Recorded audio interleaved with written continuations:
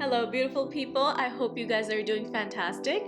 I thought I should try something that's been trending a lot on YouTube these days, and that's this fox eye look. So I went ahead and created this look for you guys. This is my version of fox eyes. I hope you guys like the video, and without further ado, let's start it.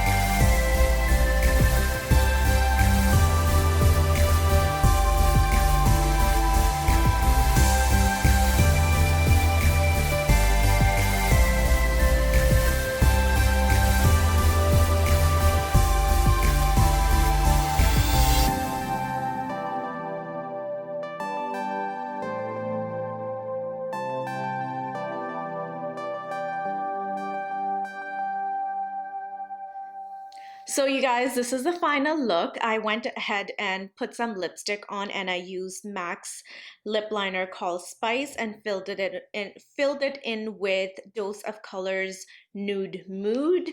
I only put some lashes on the very end of my eyes, and I did not put the full strip lashes on, just the end to make it look very foxy.